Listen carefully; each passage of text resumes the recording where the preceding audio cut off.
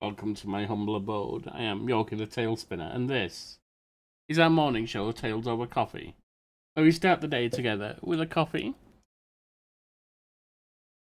and a narrative tale in the hope of welcoming a blessed day. And this is Suzerain, plotting the course of Anton Rain's presidency over Sordland. Things, as soon as we got to office, were already hot, but not exactly calming down. Trial to democracy. 5 news articles. Also posts. Protests appear calmer. Well, that's something. As protests continue nationwide, tension eases in some cities. Still, several major cities, including Dare and Lockhaven, did have some scattered reports of violence on Monday night.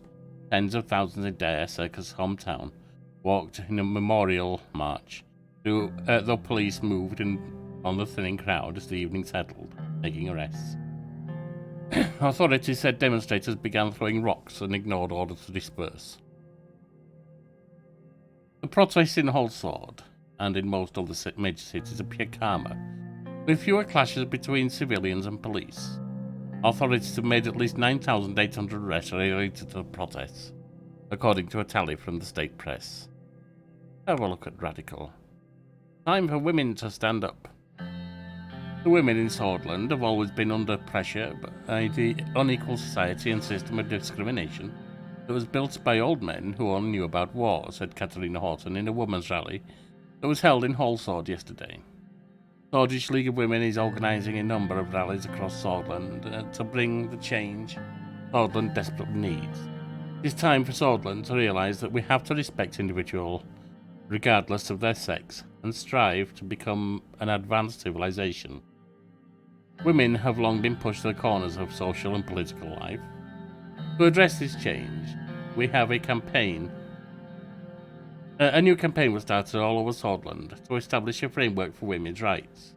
The Swedish League of Women is organising rallies with the support of Minister of Education Ciara Walder and Member of Assembly Katarina Horton. Everyone is equal according to the Swedish constitution. There are no protections against discrimination, which only reinforces the inequality in practice, said Walder. This movement must be supported by all Swedish women as well as men. We need to bring change now. We can do it. Honestly, with 2 or 3 inner circle members being female, we should be supporting of this. Shocking misogynist rally. Every day we are appalled by how deep the roots of misogyny goes in our country. We are appalled again when yesterday, during a protest by the Swedish League of Women, counter-protesters showed up to disrupt the peaceful rally. In the resulting scuffle between the police, the protesters and the mob, many were arrested from both sides. Roads of change is filled with real obstacles, but we said it before, we can do it.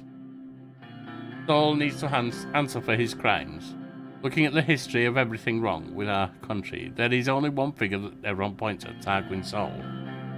He has devolved our country into something much worse than what it was before. He has committed crimes against humanity. We all still remember the Izam incident and the wounds that have been inflicted on the hundreds of thousands of people with bloody ethnic background. We have been calling for his trial, and we believe it is time that this government opens the way for a fair trial by removing the undemocratic and absurd laws that protect him. It is time that the Constitution of 1929 that protects Saul be changed. People are still waiting for a fair trial, for justice to be served, and for these questions to be answered. And from The Economists, upcoming government budget changes. As the top economy experts in the country, we have been watching the upcoming changes to the government budget very closely. President Anton Rain's first internal economic challenge lies ahead, and we will see if he can prove his capabilities as a leader who can think ahead. The potential ramifications for diverting funding to certain government branches has always been a point of contention. Yes, that's standard, we know that. Now, we have a situation there, or in Narble. Briefing on the current welfare situation, City Hall, Narble. I arrived at the meeting for my talk with Ciara and Pascal. Before beginning, I took a moment to appreciate the view from the balcony. The mountains of Narble were completely covered in snow. While I was mesmerised by the scenery, Pascal Benuel walked up to me. My Minister of Health was, ironically, somewhat portly, having gained a few pounds since his breakthrough as a best-selling writer. But his authority on social affairs couldn't be questioned. Yes, but he's Minister of Health. Alright. Such a spectacular view, said Pascal. Diarowalda, the Minister of Education, joined us on the balcony, dressed in a sky-blue pantsuit. Her preference for trousers over dresses made the subject of much palace gossip. But it didn't seem to bother her in the slightest. Spectacular indeed, she said. But if you look at the opposite direction, you will see what Sol's decades of neglect did to the city. Most of the people living in Arbel are workers, farmers, and their wives and children. They're breaking their backs for close to no pay, all thanks to the greedy corporations.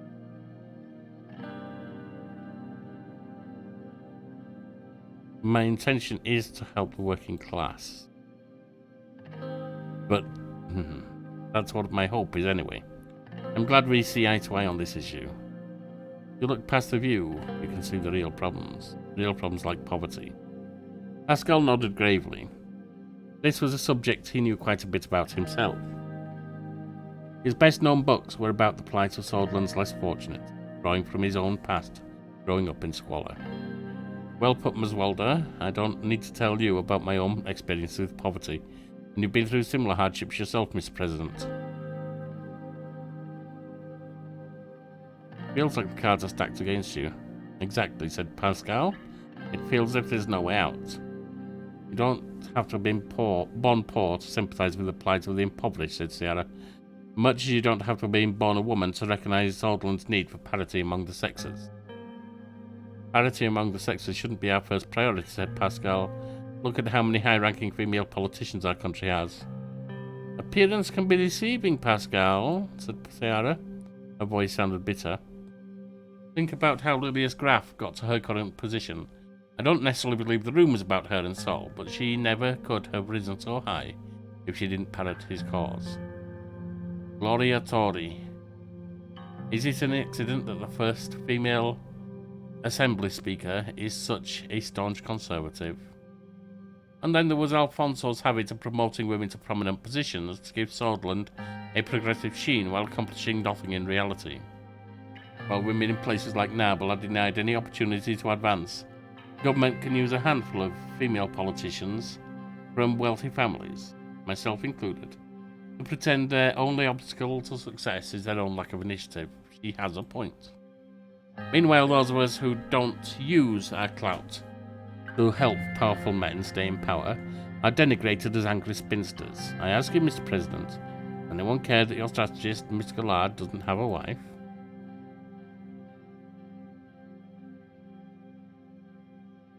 Sordland's women deserve better. I'm glad to hear that. As I was saying, said Tiara, isn't it about time that Holsword addressed this country's real issues, rather than bowing to the wishes of the hawks and fearmongers in the establishment, and diverting yet more resources to the military and law enforcement? Our welfare, healthcare, and education systems have been decaying since the recession. Sordland's poorer communities are losing hope. Hopelessness and lack of opportunities can drive people to extreme solutions. We're seeing increased crime, domestic violence, and yes, rising inequality between men and women.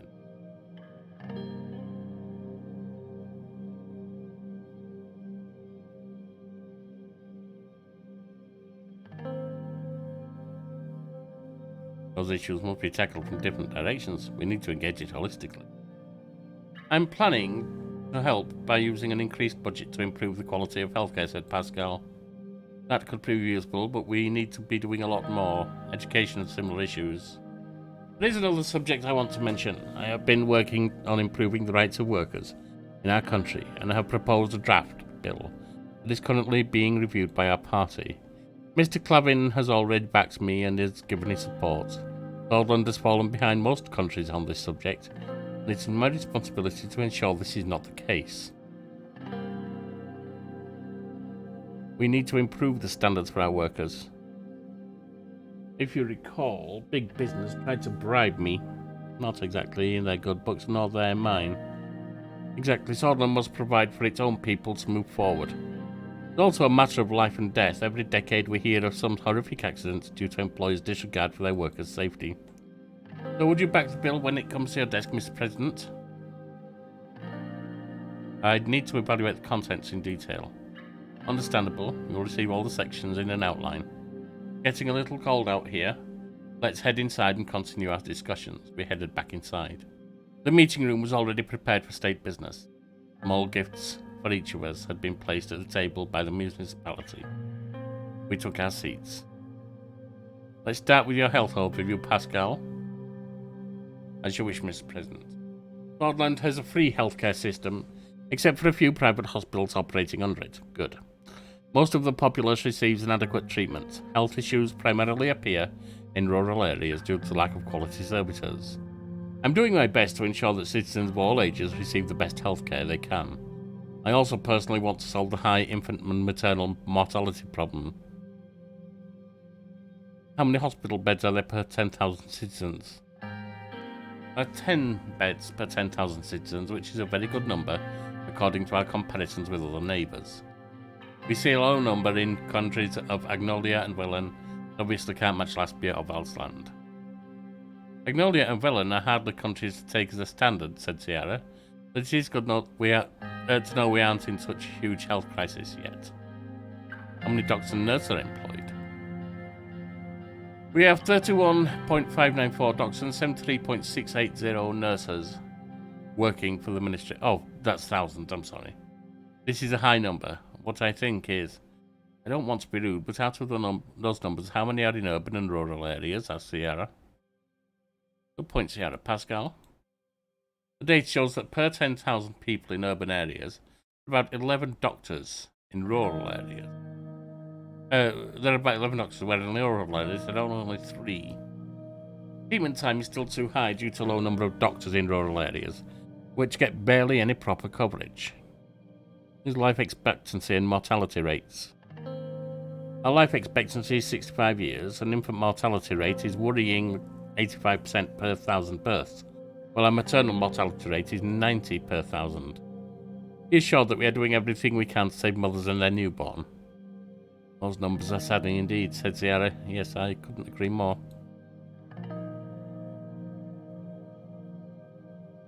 Make nothing but your best efforts to improve the situation. We're working very hard on improving the quality of services. Thank you, Pascal. Your in-depth briefing is appreciated. Want to hear about the education system? With pleasure, said Sierra. Nordish education is free. We have a very outdated system that I want to reform. The other important issue is lack of access to education in rural areas, especially for young girls. Your administration has the power to solve both problems. My highest priority is getting enough funding to be able to build schools in rural areas, while I cleanse our education system of its nationalistic indoctrination and sexist teachings. How many students and teachers do we have? Currently there are about 5 million students, 3 million in primary education, 1 million in secondary and 1 million in tertiary. There are 155,316 teachers. Sordland is full of young and bright minds, said Pascal. We should keep striving to make education available to all. I think there needs to be a change in the way of thought, said Sierra. We should help children to question and educate themselves. What is the literacy rate? The literacy rate of Sordland is 80%. This is a very good indicator of future growth, but it needs to increase. It's also far lower among girls. If I remember correctly, the most illiterate areas are Berge and Agnarl. That is correct, although Lackhaven skews the statistics for Nargis region, which also has a vast number of illiterate citizens. This underlines my point about the lack of access to education. Tell me about the difference between urban and rural education. Urban areas have 3 times the number of schools per 10,000 people compared to rural areas. Rural areas also suffer from a lack of teachers. Imagine the teacher not preferring desolate areas. Salaries for teachers are very low here, said Sierra. We need to increase their pay to give them more incentive. Thank you, Sierra. I can fill in the blanks from here. Believe that is everything? Ciara stood up and moved toward the window. She took a deep breath. What is it, Ciara? Look, this is an impoverished city. The streets are full of potholes, the hospital barely functioning, the school half open. This is not just about Sol or even Alfonso falling. This decay in Sordland's forgotten regions has been going on for many decades due to structural corruption, which is fueled by capitalism.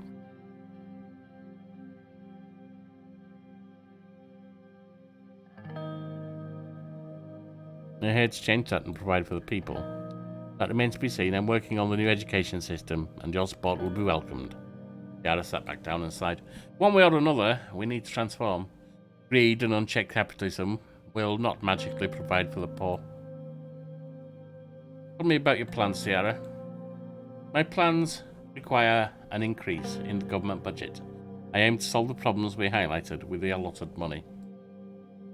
By building schools in these less fortunate rural areas and through fundamental changes to the education system, I will unlock the potential of all our children, boys and girls alike. Improving the situation in rural areas is indeed a good idea. The investment would be the future of Sordland. Imagine the untapped potential of youth unblocked. This knowledge and wealth they will generate. Wouldn't a promotion of private education help create additional funds? Yes, but to what cost? I'm not a supporter of the private sector in education, because at the end of the day they are focused on profit first. What are you working towards, Pascal? I personally want to improve low quality of healthcare in the rural areas. I created draft plans to increase the salary of doctors and upgrade the equipment in the hospitals. I can do more with an increased budget. Additionally, a privatization plan to promote private investments in the healthcare system could allocate extra funds. Interesting. Holding two directions with only one budget remaining. Quality of healthcare is in less fortunate areas. Isn't access to healthcare in rural areas an issue? Access is an issue, but not as critical as the quality in these areas. The lack of experienced personnel or equipment causes bad treatment, resulting in many deaths. I do hope to create competition and increase the quality of healthcare with the privatization effort. A private healthcare system would increase the price of treatment and make access worse for the average citizen, said Ciara. Sadly, you may be right. Besides, I believe we have decided to promote a more planned economy, yes. My expectation from our government is that we understand and focus on the needs of the people. As elected representative of our people, we will prioritise their needs. That's reassuring to hear. I don't want to sound cynical, but almost all governments keep making these same promises. We must show that we are different through our actions, said Ciara. I think we covered all the necessary subjects. Thank you for your time. I do hope we won't repeat the same mistakes again and again, said Ciara. Good day, Mr. President. The ministers left, and I attended other official business in the city. The weather was relatively cold, but it didn't keep a group of USP supporters from coming out to cheer at us on the streets. Just by looking at the citizens' attire, it was easy to understand the current state of Nabel. Some people were wearing clothes a few sizes too large. Some kids did not even have shoes. Yet there was hope in their eyes. Excited to see the president in their city. Will they stay excited? After... Right. Report from Mobil. Mobil mine disaster, oh dear. A coal mine has collapsed in Mobil. Emergency response teams were dispatched immediately. Due to the sheer size of the disaster, additional manpower and supplies were requested from nearby cities. Initial investigation shows an underground fire has started due to the neglect in working situations in Nidham Mining Group. Current death toll is 82 and counting. That's not. We're halfway through the highway project by the look of it. Report from Holsword, NFP on reforms. Kazora Kibner, leader of the NFP, has announced today that the NFP is completely against any threshold reform. He specifically emphasised that this would lead to unwanted elements entering the Assembly. Workers' Rights Bill near completion. The Workers' Rights Act of 1954, provided by Albin Colvin and supported by Minister of Health Pascal Benevol, is currently being prepared for the first draft review. Voices from the Labour Union showed strong support A session dedicated to the bill in Assembly proved contentious. The people that form the backbone of Swordish economy will finally be fully protected by extensive laws, Katrina Horden said, leaving both cheers and boos. Ban youth organisations. I'm not sure I agree with that. Let's see. In order to stop the operations of youth organisations with potential links to the instability. That might make sense. An investigation on the influence of young swords and red youth organisations and the post-assassination unrest is concluded. Both organisations haven't officially organised or called for illegal actions, but several low to mid-level leaders from both have links to insightful actions, led to deaths, injuries and instability. This allows us to ban the organisation.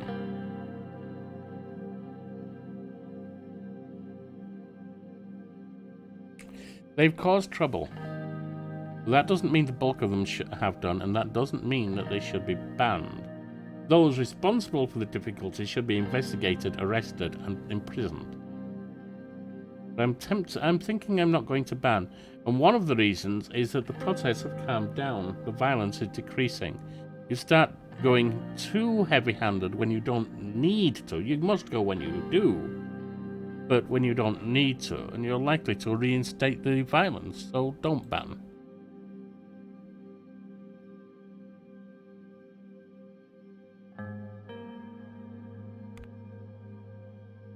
Report from Estord. Young Swords member found decapitated. Oh, God. The Estord Police Department has found a decapitated body in an abandoned house where the victim was later identified as Kurt Flinker, a high school teacher and member of the local Young Swords Cultural Centre. The victim was discovered to be tortured with hot iron rods before his tongue was cut off. Good God. Police suspect red youth are responsible for the incident. The incident has not been made public.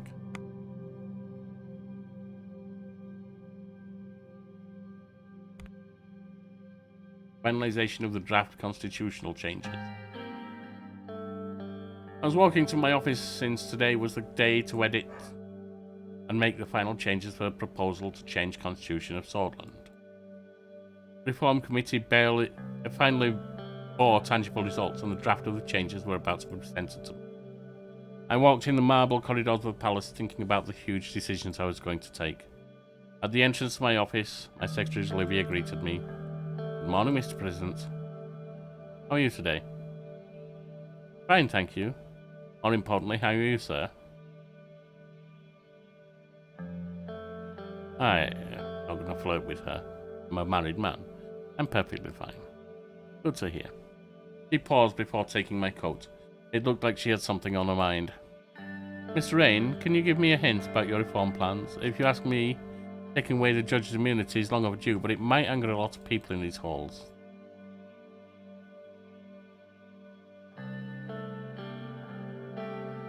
I'll take that into consideration. I hope you'll keep me informed.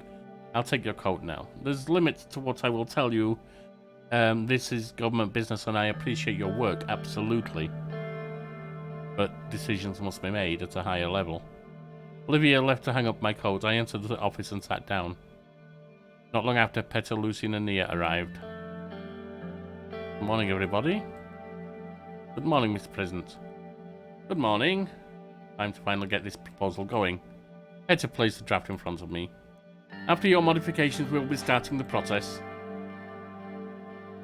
Let's start. Presidential vetoes. According to Articles 77 and 82, the President may veto a bill by returning it to the Assembly with a written statement. The articles do not contain any information on how to override a veto. As a consequence, the President has an absolute veto power that cannot be overridden by the National Grand Assembly under any circumstance.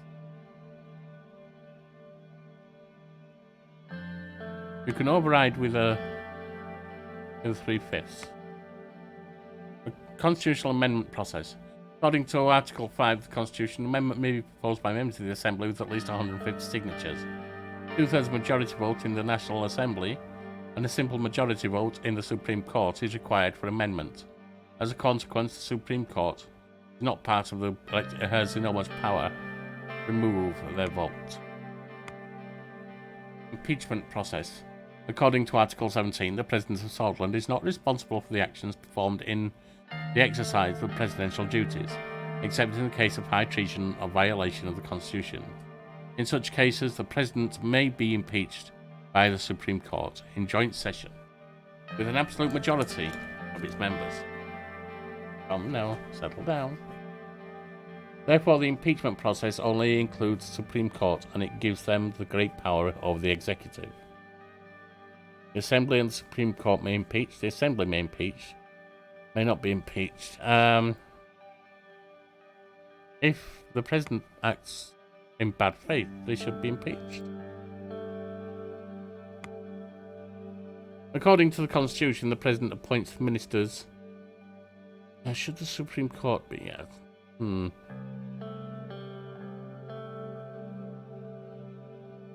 The problem with allowing them is the Supreme Court's going to be angry. They may try and impeach me out of vengeance. Oh well. According to the Constitution, the President appoints ministers of the Council of Ministers from elected members of the Assembly. Requires no confidence vote from the Grand National Assembly.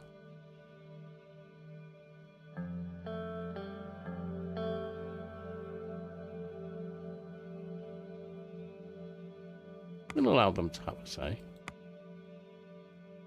Electoral threshold. Do not change.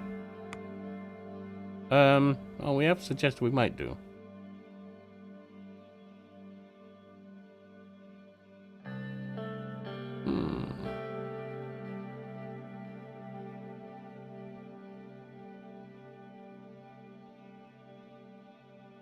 Not 3%, certainly.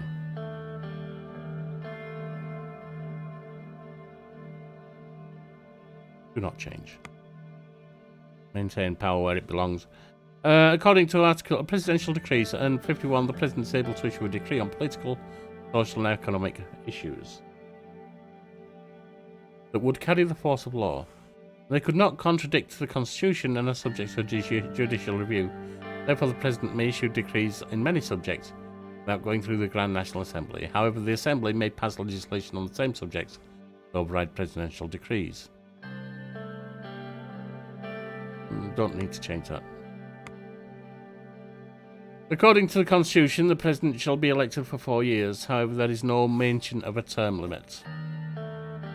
I don't see the need of a term limit. You know, it's a funny thing. I do understand not having gerrymandering, etc.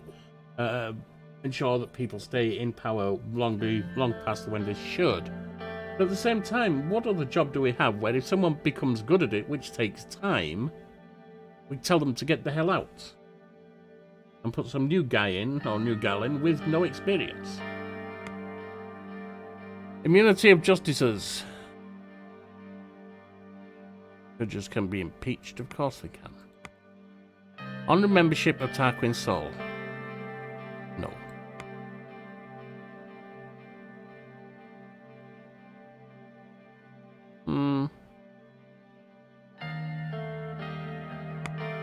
Honour members don't get immunity.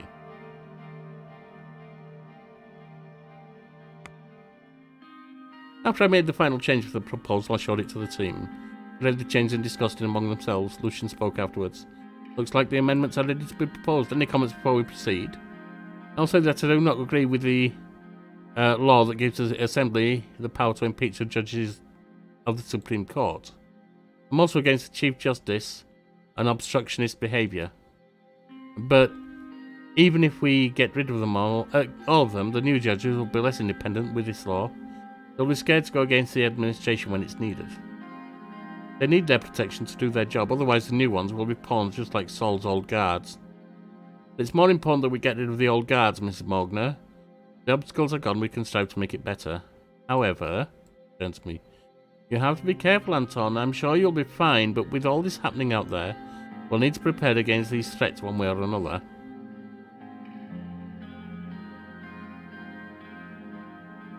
I appreciate the feedback, Petter. Well, I think we can proceed now. I'll personally work on the wording of the proposal with my hand-picked legal experts.